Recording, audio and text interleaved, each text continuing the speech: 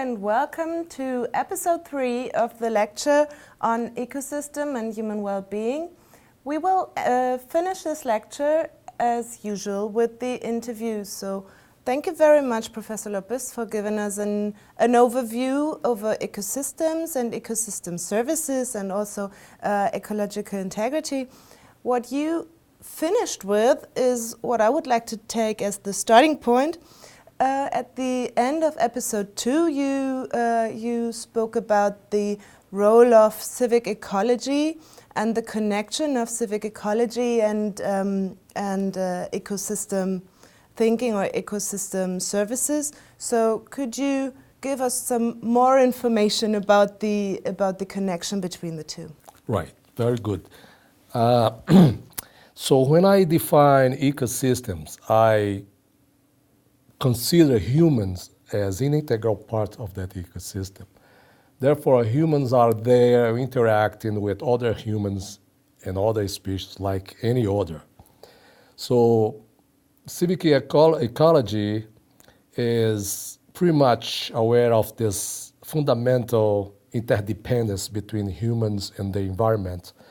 And one of the goals of civic ecology is to change the relationship between humans and their environment by learning, becoming more aware of the connectivity between humans and other species, between becoming aware of the impact of their actions within the environment, how they can cause degradation, how they can impair the proper functioning of the ecosystem and therefore affect its integrity and the ecosystem services upon which we depend for survival. So I, as an individual or as a member of a community, I'm also part of several ecosystems, I think. Right. So, well, you know, civic ecology is a strategy that is primarily concerned with educating citizens. And that means raising the awareness with respect to this relationship between humans and environment, at the same time as expanding its moral concerns that are usually expressed as ethical actions to non-human entities. From an ecological perspective, we are always in an ecological environment. Doesn't matter if it's a human-constructed or a natural forest, we are always embedded in a certain environment.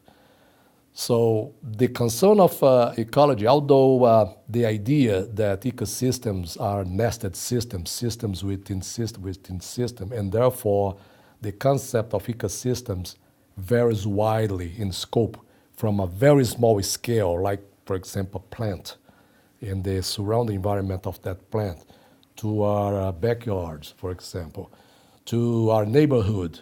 And the neighborhood is inserted in a city. The city is inserted in a watershed. The watershed is inserted in a region.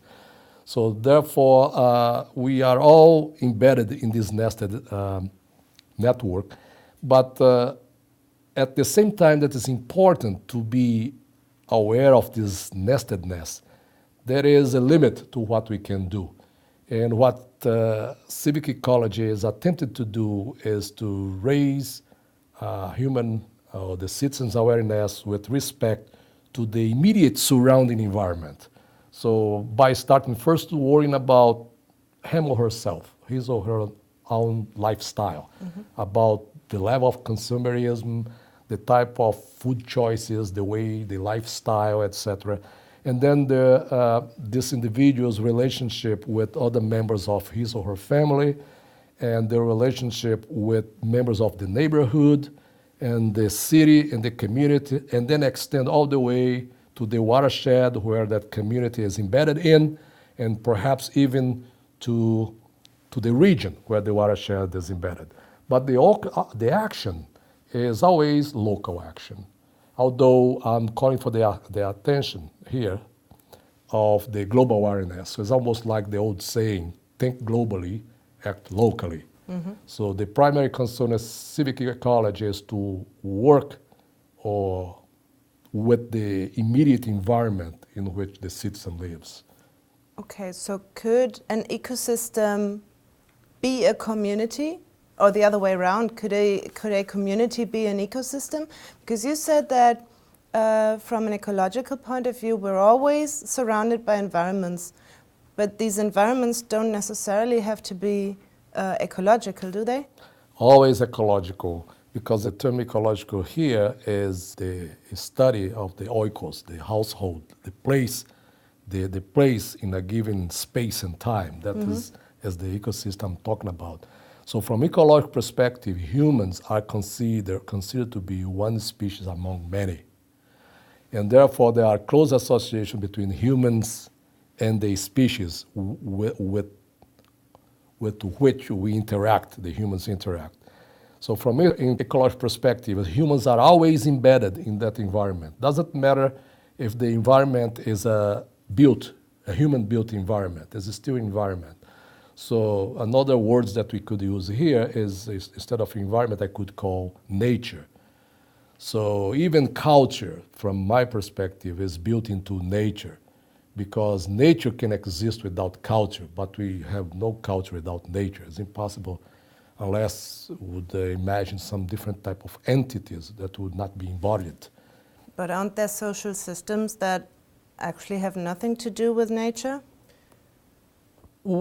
My point is that the individuals that form a community or a social group may not be aware of their ecological role or the ecological status within the environment.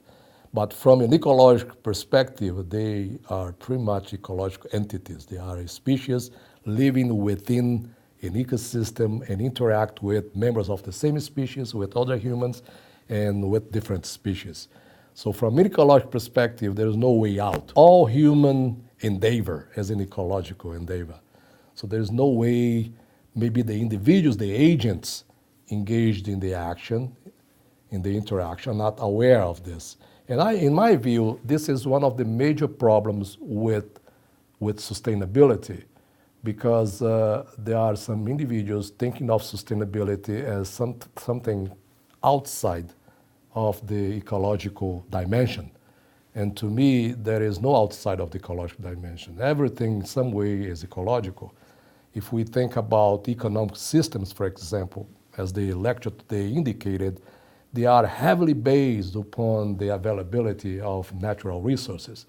That means if for some reason our activities, exploitative activities causes the exhaustion of those natural resources, so the economic system will be dramatically affected.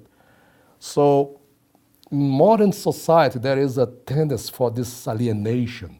So human individuals in some way forget that they are biological creatures and deeply embedded into a biological environment.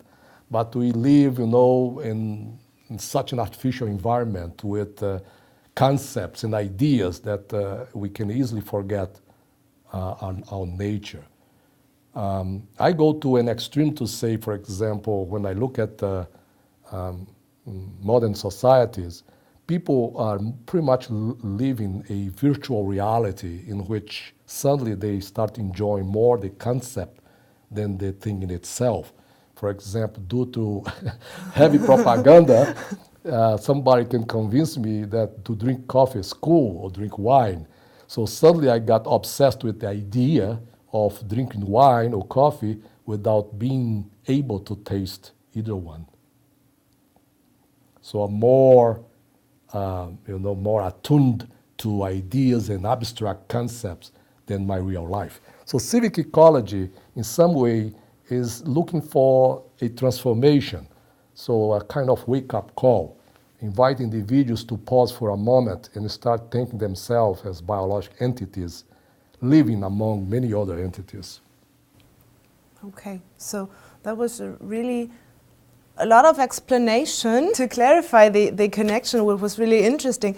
But now I would like to if that's okay for you, Sure. get more to the details of the lecture today, of the Yes. episodes you introduced.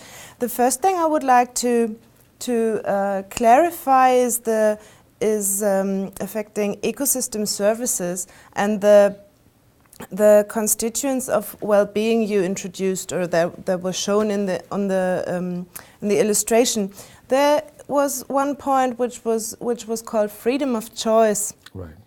Wouldn't, to start from let's say the opposite view, wouldn't the freedom of choice also imply the freedom to destruct? Yes, but actually, when I mentioned here freedom of choice to decide, to have or not to have things that are valuable to you, of course, I'm talking about freedom of choice, but from a moral perspective. So I don't think that the individuals who don't have that sense of moral commitment and responsibility with respect to himself or the life of the others, or how his or her own action would affect others people's life, would exercise freedom of choice. It's a very interesting problem. For example, in the United States, we have an issue about old age and driving. So as you know, unfortunately, as we age, we start losing some reflexes and some ability to perceive things. And some have indicated that a large number of accidents in the traffic involve in some way old people driving. So there is an issue of should those old people have the right to drive or not. So from what we discussed here, if I don't take in consideration moral commitments and responsibility, so I'll say yes, as a freedom of choice, a person will drive until the end, as long as he or she would think that she could drive, would do it. But however, if that person is aware of moral responsibilities and the impact of their actions on others, they would at the same time think that maybe they are losing some abilities that are required to be able to drive safely, and would make a decision not to drive. So in other words, the freedom of choice, when it is embedded within a sense of moral responsibility, the freedom of choice is not entirely defined in terms of you as an individual, but I exercise that freedom of choice, taking consideration the lives of the others involved in the process. Like in the civic ecology concept, right? Exactly, of community. Of communities, yes. I have desire of satisfying some needs, but the question is the needs of whom? So with the ecological concept of civic ecology, part of the needs are my own individual needs, but that need is expanded to embrace also the needs and the rights of the community. Okay, but this difference between individual and community, that is something that I would like to ask a question on, especially on this individual level. You were talking about the preservation of ecosystems and ecosystem services, that this is not considered in individual decisions enough to a level which is sufficient, but wouldn't problems like water pollution and degradation or deforestation, aren't these problems that are more or less produced by industries more than by individuals? Yes, very good question. And again, I go to my notion of nestedness. So each ecosystem is not an entity isolated in space. So it has a dimension, a scale in itself, but also is embedded in larger ecosystems. And whatever we do at this level may not be sufficient. So my point from civic ecology is that the responsibility starts with yourself. So as a community, we do what is possible, and what is within our reach to protect and maintain the integrity of the ecosystem of which we are part. And this is a very interesting biological concept because biologically the health of individuals will depend pretty much on the health of the environment in which those individuals are embedded. If the environment is healthy, so the individuals are healthy. So therefore, as biological entities, our first concern is to maintain the health of the environment in which we are embedded. Of course, that environment is embedded in large environment, and the actions come from what the large environment can be detrimental to our environment. But we first try as individuals, as entities, a species within that specific ecosystem, that specific environment, to protect and maintain its integrity, and at the same time try to expand that action to larger scales. But this is a problem. No, there's a problem with the modern world, and although civic ecology is pretty much a bottom-up approach, but as I have said, and I think I will emphasize this more strongly in the last lecture of this course, that at the end, although the bottom-up is necessary, it is not sufficient. Oh. We have to have also some type of top-down approach. So the idea to maintain and preserve a certain ecosystem or environment is important that the community that is part of that environment act in that direction. But it's also important that large-scale institutions also will move in the direction of providing the protection of that environment.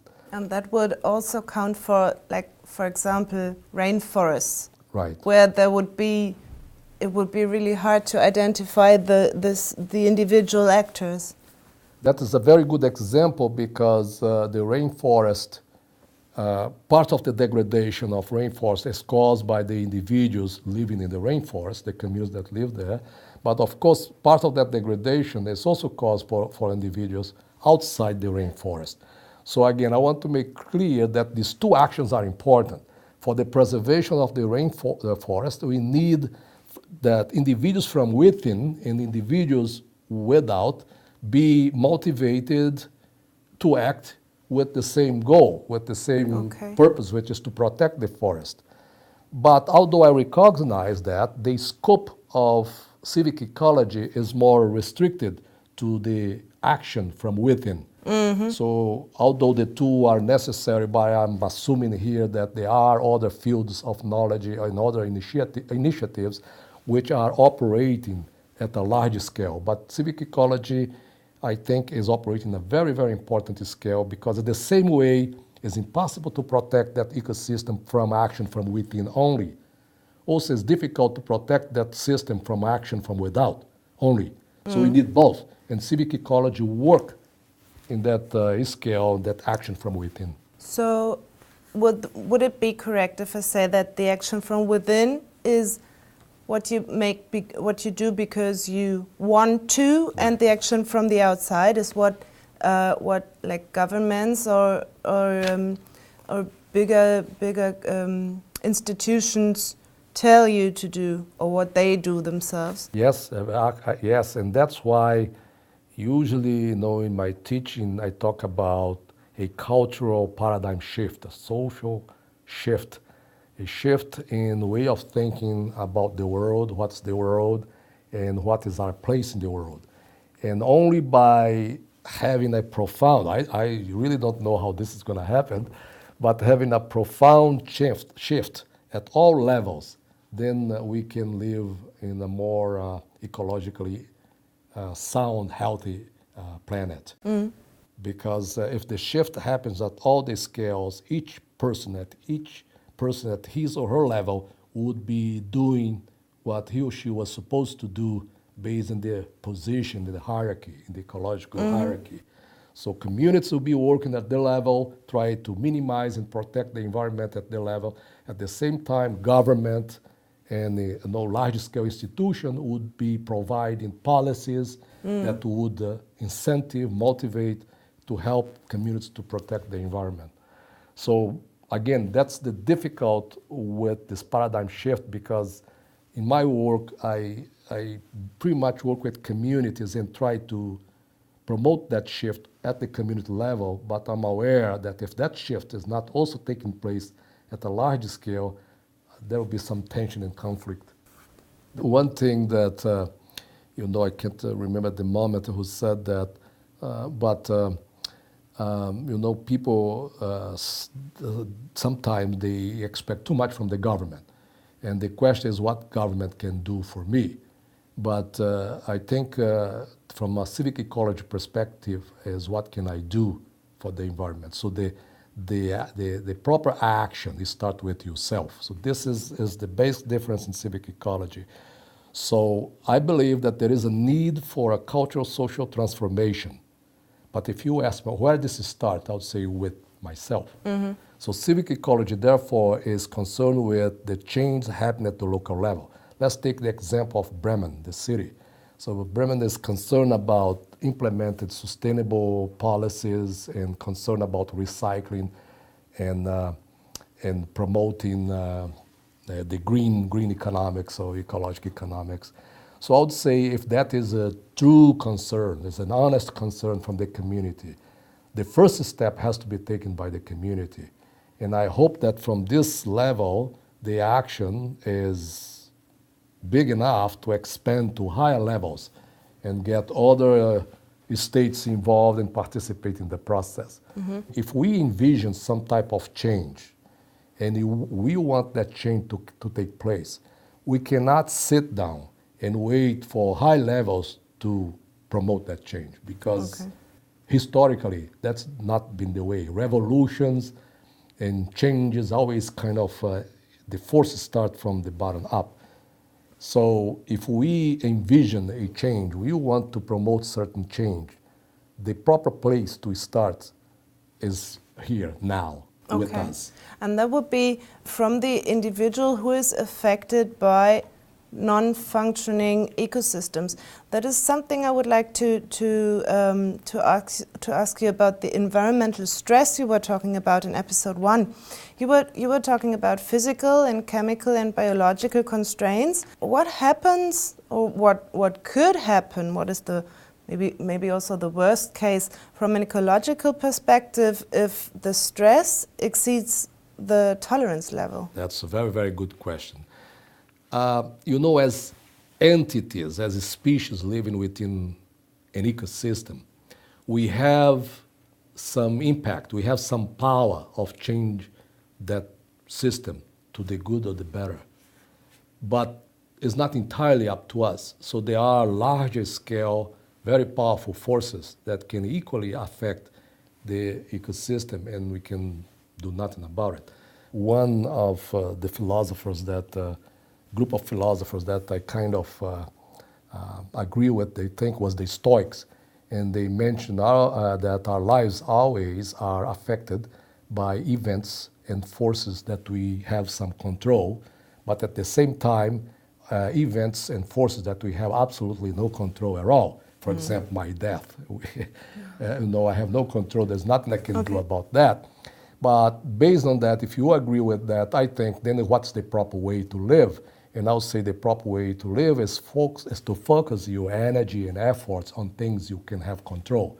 So I know that the environment in which we live can be degraded by forces that are generated by ourselves, from ourselves, but also generated by forces that come from outside. But then the question, what should I act? And my point, if I follow the Stoic philosophy, is that we would act on the things we can influence, knowing that that is necessary but not sufficient. For example, a meteor, doesn't matter how sustainable the Earth is, how in harmony we are living with the environment, if a meteor hits, and so life can be highly damaged. So it's always possible. But my point is we always focus on what we can do and what is our responsibility to do. This is what to live an authentic life. So a community has certain responsibility with the members of the community themselves, which includes the humans, but also the non-human environment in which the community is embedded. And from a civic ecology, all the actions are related to what can emerge and what can be done, the aspirations and expectations from that community, but always aware that something beyond them can happen, out of our control. Can I give you an example? Sure. Well, you know, in Texas, I work in a project with a community on Civic Ecology project for 3 years.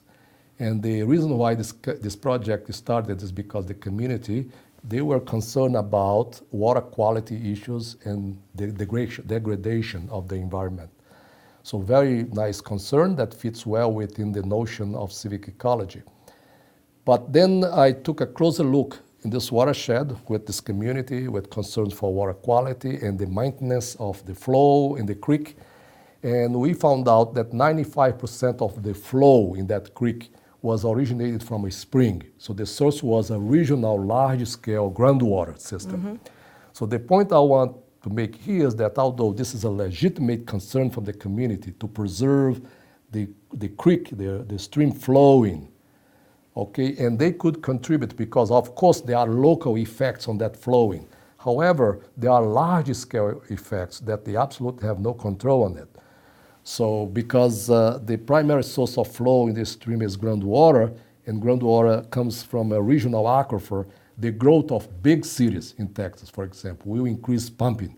And that pumping from that regional aquifer will lower the water level, the water table in the aquifer, and the creek can dry, independently of all good intentions, all good planning from the citizens that live in that community to maintain the flow. There are things there that are beyond their control. But wouldn't that mean that there are situations where I would like to enhance the functionality of an ecosystem, but it actually makes no sense? Well, I'll not say makes no sense because I still believe that there are examples of large-scale change that seem almost impossible that came about due to local community level. And again, I mentioned this class, like the independence of India, from the British government, start all from this bottom-up movement. So I would say that is a fight, is difficult. And now I can think of indigenous people in the world. They are all being affected by large-scale corporations, which absolutely have no interest or concern with their lands. So they are native of those lands, and they feel very connected to the lands. And they do everything to protect them, but they know that they are very, very powerful forces. They are trying to exploit the resource in that land, which will destroy the land that has a very significant meaning to them. But the question, what should they do? Should they just say, well, we have no power at all, and these corporations are too powerful, therefore let's sit down here and wait until they degrade our lands totally? But I don't think that that's the right answer. And the native people, although they feel, most of them feel very little power, they have started a global scale fight to protect their lands. So there we have seen some failures, some places where they came together and started a movement, but they didn't succeed. But also we have seen very good, encouraging results in which they come together as a community and they were able to stop a very powerful force. And this is everywhere. In business too, in the United States, I have examples of communities which suddenly were confronted with the possibility of a big supermarket moving in, like the Walmart. And whatever that Walmart have moved into a community, one thing that they have done to kill all the local small-scale business. So the community knew that if this Walmart, if this big-scale market is built here, then our small-scale business is gone. So they came together strongly and they stayed together and they fought this high-level interest and they succeeded. So finally, a Walmart was not able to move in. For how long, we don't know. As long as there is Walmart, the threat is there. Yeah. So we have to hope that there's enough examples where this works. My view is that, one good thing about the environmental movement that started back in the 60s, one good thing that's coming out of this movement is this community sense of coming together and acting. Although in many circumstances, as you mentioned it, they will be probably acting against very powerful forces. but the sense of if we want to achieve something, we have to come together as a community and express our vision. It's a very fruitful, very powerful outcome of the environmental movement. Okay, so coming to the end of the interview, I would like to get back to one more topic. Sure. You were just mentioning the term sustainability, so I would like to get back to that topic just for a short question about the relationship of sustainability or ecological sustainability and ecological integrity, especially resilience, which is a really big topic in sustainability sciences. Very, very good question. When we talk about sustainable development and sustainability, there are many definitions because the definition of sustainability depends pretty much from the person defining it, from the person's perspective. If I think in terms of sustainability as essentially an ecological concept, I think sustainability is very close to the idea of resilience. Because resilience, as I mentioned in this lecture, is the ability of the system to survive environmental stresses.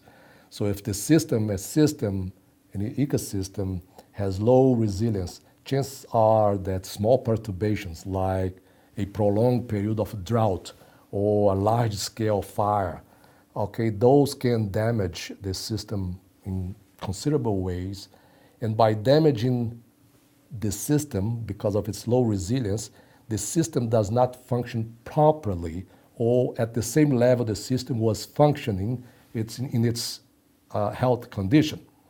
Now, we know that the ecosystem services which provide the goods and services that are necessary for the well-being of a society, of a community, are produced by that functioning.